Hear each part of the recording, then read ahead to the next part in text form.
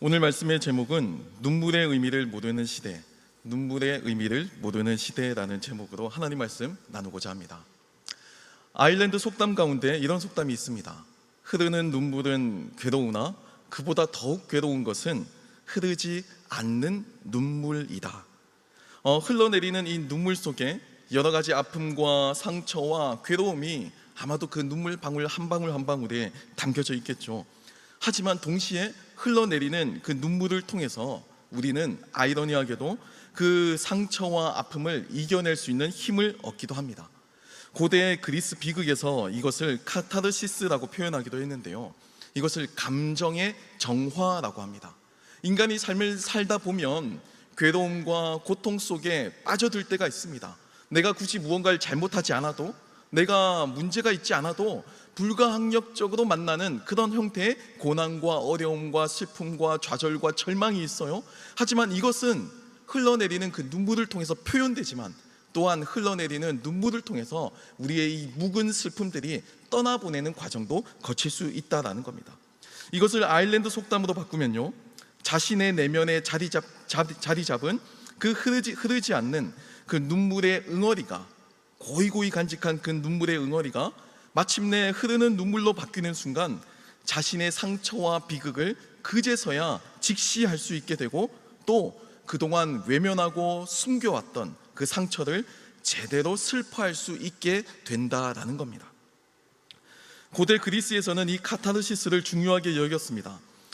그런 의미에서 저는 오늘날 이 바쁜 현대를 살아가는 우리들에게도 이 카타르시스, 감정의 정화가 어느 정도 필요한 것이 아닌가 생각해 볼 때가 있습니다. 우리의 감정과 정서는 지나치게 메말라 있어요. 그리고 과도하게 물질적인 것에 집중되어 있습니다. 또한 당장의 어떤 내 뇌의 도파민을 자극하는 그 도파민에 중독되어 있거나 아드레날린을 막 분비시키는 일에 집중해서 거기에만 관심을 가지죠. 다른 것은, 아주 찬찬히 긴 호흡으로 진행되는 일상적이고 평범한 것은 무가치하다고 여기고 또는 관심을 가지지 않습니다. 그래서 자신의 슬픔이나 상처를 직시하지 않고 더 깊은 곳으로 묻어두고 외면하고, 현실을 외면하고 살아가는 길을 선택하기도 합니다. 마주한다는 것이 고통스러우니까 눈물을 흘려보내야 할 눈물을 흘리지 않고 그저 마음속 깊은 곳에 꾹꾹 담아두는 방법을 선택한다는 거예요. 이게 당장은 괜찮아 보일지 몰라도 반드시 부작용을 낳습니다. 다시 말하면 우리는 슬퍼하는 방법을 모릅니다. 어떻게 해야 올바른 슬퍼하는 방법인지, 어떻게 해야 애도하고 어떻게 해야 진정 슬퍼할 수 있는 것인지 잘 모른다는 겁니다. 눈물의 의미도 우리는 1차원적이고요, 단지 나의 어떤 본능적인 감각, 내 의식주가 침해받으면 느끼는 어떤 불쾌한 감정 정도로 느낍니다. 하지만 우리의 이 눈물 속에는 훨씬 더 많은 양의 정보가 담겨져 있습니다. 오늘 본문에 나오는 바울의 상황도 한마디로 규정한다면 저는 눈물이라는 단어로서 이 바울의 상황을 설명하고 싶어요. 그의 삶은 눈물로 점철된 삶이었고요, 여전히 눈물을 흘리고 있고 또 앞으로도 여전히 눈물을 흘릴 수밖에 없는 상황입니다. 오늘 본문 22절과 23절을 보면 바울의 이 암울한 상황을 이렇게 묘사하고 있습니다. 보라, 이제 나는 성령에 매여 예루살렘으로 가는데 거기서 무슨 일을 당할는지 알지 못하노라. 오직 성령이 각 성에서 내게 증언하여 결박과 환난이 나를 기다린다 하시나라고 전하죠. 성령님께서 전하시는, 증거하시는 이 바울의 상황은 절망적인 상황입니다. 특별히 성령에 매여라고 하는 이 메이다라고 하는 단어가 헬라어로는 데오마이라는 단어가 쓰였는데요, 이 단어는 묵다라는 의미를 가지고 있어요. 그러니까 이 단어는요, 이 데오마이는 사도 바울의 과거와 현재와 미래를 설명해주는 대표적인 단어입니다. 이것은 다메섹으로 한때 사울이었던 이 바울이 사도들을 결박하기 위해서, 사도들을 데오마이, 묵기 위해서 가던 과거의 바울을 알려주고요, 또한 현재는 거꾸로 본인이 그 성령에 의해서 데오마이, 묶여서 결박된 상태를 의미하고요, 마침내 미래에 예루살렘으로 가게 되었을 때 이 사도 바울은 데오마이, 예루살렘에서 유대인들의 손에 결박당하는 처지가 됨을 보여줍니다. 바울의 과거와 현재와 미래는 이렇게 묶이고 결박된다라고 하는 이 데오마이를 통해서 설명될 수 있고요, 또 이 데오마이라는 단어는 바울의 눈물을 담아내고 있습니다. 이 데오마이, 묶이다라고 하는 단어를 오늘날 만약에 제가 성경을 번역한다면 어떤 단어로 바꿀 수 있을까요? 저는 그것을 꼬였다라는 단어로 해석하고 싶습니다. 꼬인 거예요. 사실 유대교 제사장들이나 바리새인들은 예수님과 제자들 때문에, 그러니까 초대교회의 성도들 때문에 모든 것이 꼬였습니다. 그래서 이것을 박멸하기 위해서 그 수장이었던, 나사렛파의 수장이었던 예수님을 로마 제국에 항거하는 정치범으로 몰아서 간략한 재판, 불의한 재판, 잘못된 증거, 잘못된 증인을 통해서 스스로의 율법도 지키지 않고 로마의 실정법도 어겨가면서 불의하게 급박하게 예수님을 처형시켰습니다. 그래서 모든 것이 일단락되었다고 믿었어요. 하지만 주님께서 부활하시면서 이 모든 상황은 꼬이게 된 겁니다. 그래서 이 꼬인 상황을 해결하기 위해서 자신들의 유망주였던 사울을 보내죠. 사울을 핍박자로 보냅니다. 하지만 바울이 이제 열심히 초대교회를 박해했지만 오히려 초대교회는 박해로 흩어지게 되면서 더 복음이 널리 증거되었고, 심지어 이 바울은, 사울이라 불렸던 이 바울은 다메섹에서 주님을 만나고 완전히 달라지게 됩니다. 꼬이게 되는 거예요. 유대교와 제사장들도 꼬였고요, 바울도 또 다른 의미에서 꼬이게 된 겁니다. 유대교와 제사장들은 자신들의 충실한 신복이었던 바울을 잃게 되었고, 바울은 창창한 미래를 약속받은 그 엘리트 계층에서 하루아침에 박해를 받는 소수자가 되었습니다. 메이저에서 마이너가 되었고요, 다수에서 소수가 되었습니다. 주류에서 비주류로 추락하게 되었습니다. 이게 데오마이의 뜻이에요. 다시 말하면 바울은 이렇게 묶이고 꼬이면서 자신의 삶이 더 어렵게 된다는 겁니다. 그런 바울은 이제 예루살렘에 갔을 때 그의 인생은 더 꼬이게 될 거예요. 묶으러 갔다가 묶이게 된 바울, 그 바울의 입장에서 이 예루살렘이라고 하는 이 도시는 어떤 의미가 있을까요? 예루살렘은 그저 그에게는 그가 결박당할 것을, 그가 묶이게 될 것을, 매일 것을 예고하는 결박의 도시일 뿐입니다. 그게 데오마이의 도시로 다가왔을 거예요.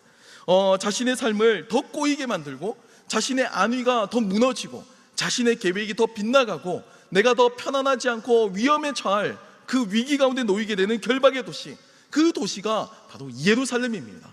내가 다른 곳 어디를 다 가더라도 꼭 가지 말아야 할 단 한 곳, 그게 예루살렘이에요. 거기만은 피하여야 하는 곳, 거기만은 가지 말아야 할 곳, 그게 데오마이의 도시 예루살렘입니다. 그러니까 눈물을 흘릴 만한 일만 남아있는 도시, 그 도시가 예루살렘임에도 불구하고 바울은 그 예루살렘으로 가기로 작정한 겁니다. 오늘 본문 24절은 예루살렘으로 가고자 하는 바울의 그 이유를 잘 보여줍니다.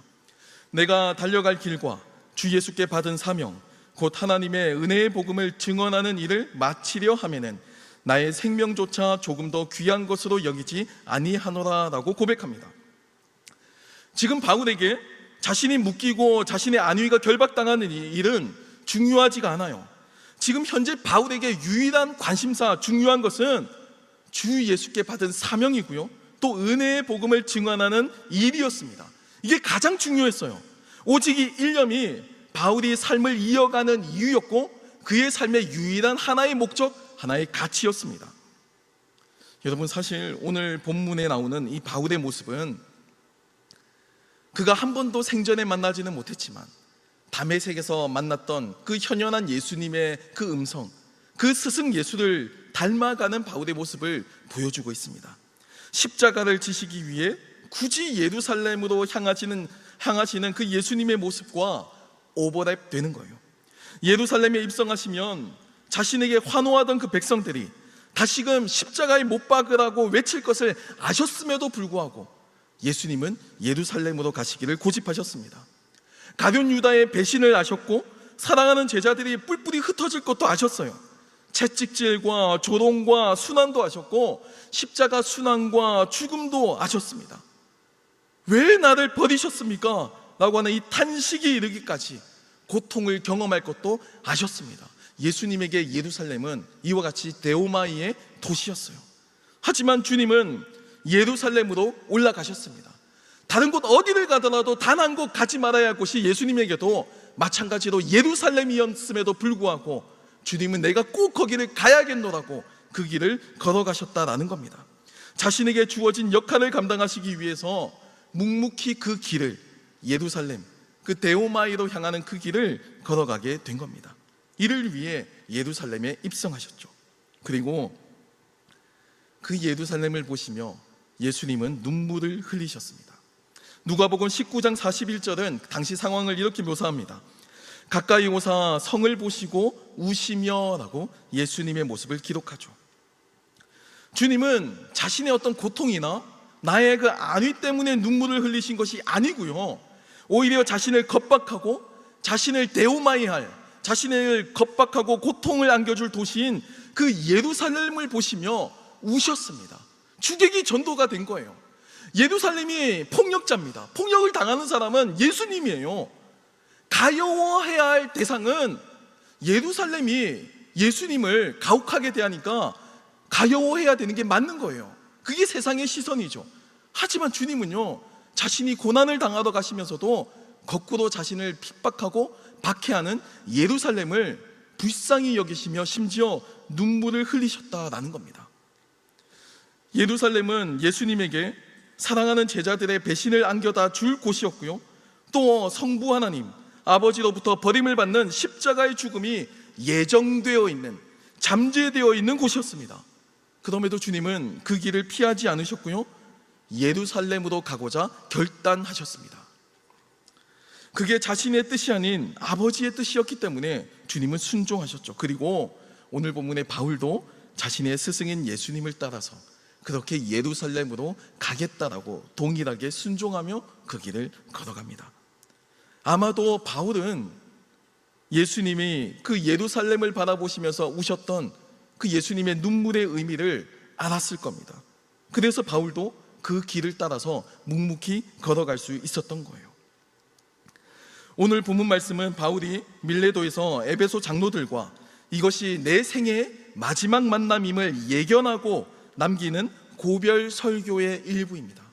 그러니까 이전까지는 이방인들을 대상으로 복음을 전하기 위해서 베드로와 바울과 스데반이 설교를 했다면, 오늘 본문 말씀에서는 이 바울은 이미 예수를 믿고 있는 성도들에게 마지막 당부의 인사, 당부의 고별 설교를 하고 있는 겁니다.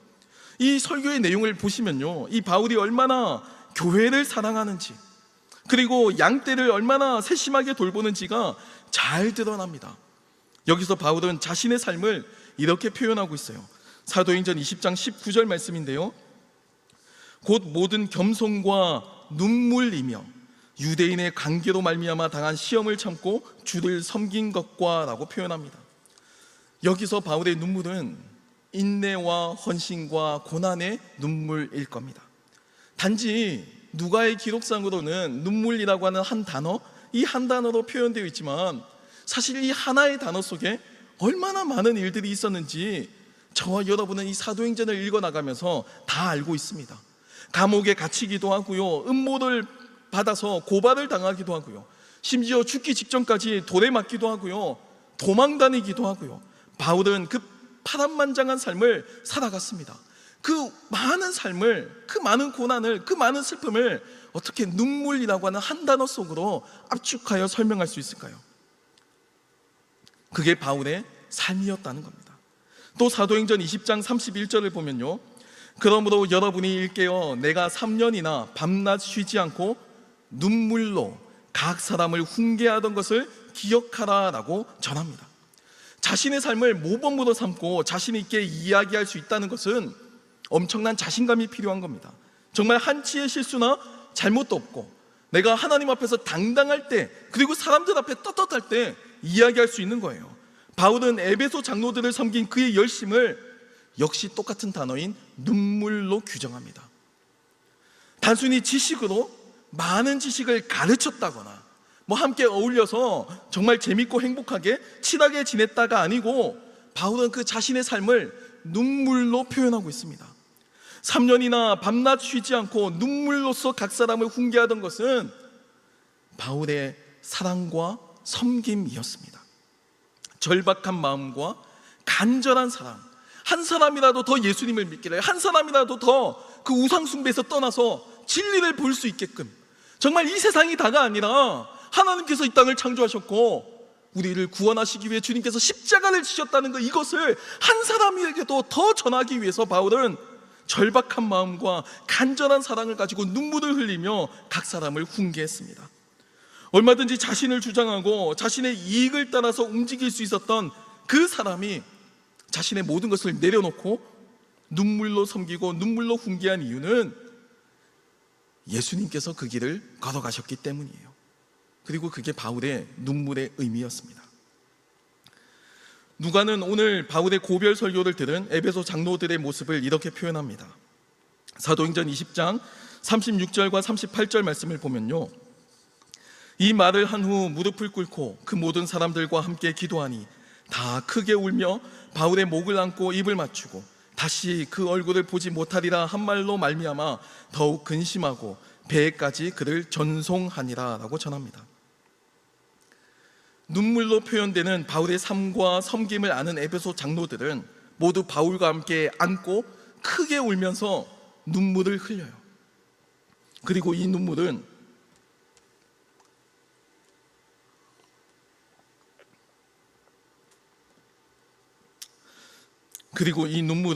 바울을 향한 사랑과 존경이었고요, 또 그 애잔한 마음의 눈물이었습니다.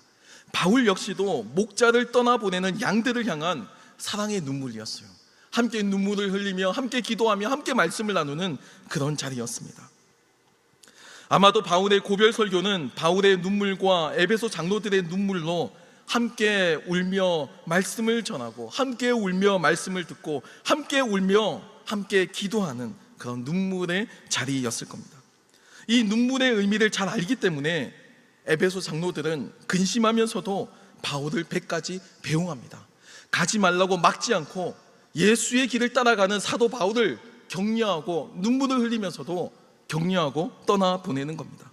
예루살렘으로 가면 겪게 될 환난을 알지만 바울의 눈물 속에 담겨져 있는 그 의지를 보았고요, 사랑을 보았고요, 죽음을 각오한 그 헌신을 보았습니다. 그래서 눈물을 흘리면서도 바울을 아끼면서도 바울을 보내는 거예요. 십자가에 달리실 것을 예고한 주님을 향해서 제자들은 어떻게 이야기했죠? 그리 마옵소서라고 이야기했죠. 특히 사도 베드로가 그렇게 이야기하는 장면이 있는데요, 이 장면과 비교해 보면 초대교회 성도들이 얼마나 성숙해 있는지를 발견할 수가 있습니다. 여러분, 눈물이 그렇게 초대교회를 성숙시키고 있었어요. 눈물 속에 바울도 성장하고 있었고 에베소 장로들도 성장하고 있었고 모두가 성숙하고 있었습니다. 사랑하는 청년 여러분, 제가 앞서서 아일랜드 속담을 소개해 드렸습니다. 흐르는 눈물은 괴로우나 그보다 더 괴로운 것은 흐르지 않는 눈물이다 라고 소개했어요. 어찌 보면 이 속담은 현대인들에게는 조금 다른 의미로 다가올지 모르겠습니다.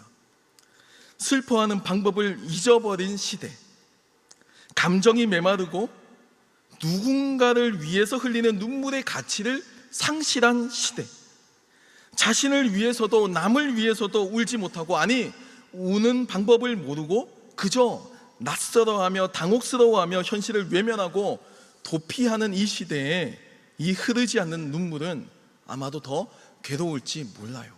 흘려보내야 하는데 흘려보내질 않으니까 이것이 켜켜이 쌓여서 우리의 삶을 망가뜨리고 오염시키고 변질시켜도 깨어나오질 못하는 겁니다. 바울은 자신의 삶을 가감없이 눈물로 표현하면서 실제로 내 삶이 어려웠고 눈물이었음을 고백합니다. 내 삶은 예수 믿고 인생을 핀 것이 아니고 데오마이, 겁박당하고 꼬이고 메인바되고 더 어려워졌다라고 솔직하게 인정해요. 숨기고 포장하고 외면하고 도피하지 않았습니다. 내 삶은 눈물이었고 이제 미래에 이제 예루살렘에 가게 되면 정말로 그 고난은 무시무시한 고난이 닥칠 거다라는 것을 알고 있었고요, 또 심지어 사랑하는 에베소 장로들과의 이 만남이 아마 지금이 마지막일 거라고, 이제 다시는 내가 여기로 오지도 못하고 여러분들을 보지도 못할 것이다 라는 것을 본능적으로 직감하고 있었습니다. 그럼에도 그는 그 눈물의 의미를 받아들였고요, 그 눈물 속에서 훌륭하게 성장하고 성숙한 에베소 장로들의 모습, 그리고 초대교회 성도들의 모습을 보았어요. 그리고 예루살렘에서도 복음을 증언해야 하는 그 책임감과 소명감은 예루살렘을 향한 사도 바울의 또 하나의 눈물이 되었습니다. 예수님과 동일한 심정으로 이제 사지인 그곳으로 자신의 발로, 자신의 의지로 예루살렘으로 걸어가게 되는 겁니다. 여러분, 우리가 눈물을 흘린 적은 언제인가요? 아니, 내가 울어보았다면 나의 그 눈물의 의미는 무엇이었을까요? 무엇 때문에 우리는 눈물을 흘렸을까요?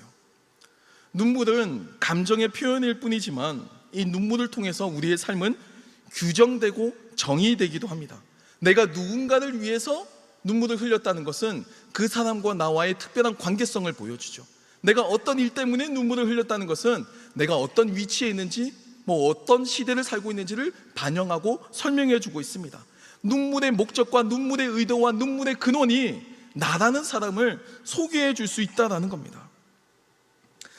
예루살렘에 입성하시면서 우신 예수님의 눈물이나 예루살렘에 가기 위해 크게 우는 바울의 눈물의 의미를 모른다면 아마도 우리는 복음을 모른다라고 이야기할 수도 있을 거예요. 복음은 냉철한 지성으로, 논리적인 지식으로 받아들이는 것이 아니라 예루살렘을 보시며 우셨던 예수님의 마음을 이해하게 될 때, 사지로 가는 그 곳임을 알면서도 데오마이의 삶이 나에게 주어져 있다는 것을 알면서도 그 길을 포기하지 않고 걸어가는 사도 바울의 그 심정을 이해하게 될 때 우리는 마침내 이 기독교 복음이 어떤 것인지를 이해할 수 있게 될 겁니다. 내가 학업으로, 직장으로, 또는 먹고 사는 문제로 우리는 울 수가 있습니다. 눈물을 흘릴 수가 있어요.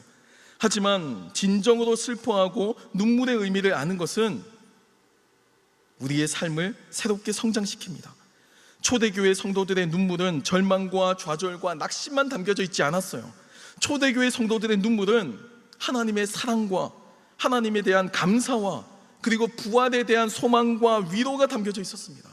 그래서 비록 어렵고 힘든 상황을 살아가고 있지만 누군가를 향한 그 눈물이 메마르지 않고, 그럼에도 사지를 향해 걸어가는 사도를 향해 축복하고 기도할 수 있는 담력과 믿음을 보일 수 있었다라는 겁니다. 여러분, 우리의 삶이 이렇게 누군가를 향한 눈물이 메마르지 않는 그런 시대의 삶을 살아갔으면 좋겠습니다.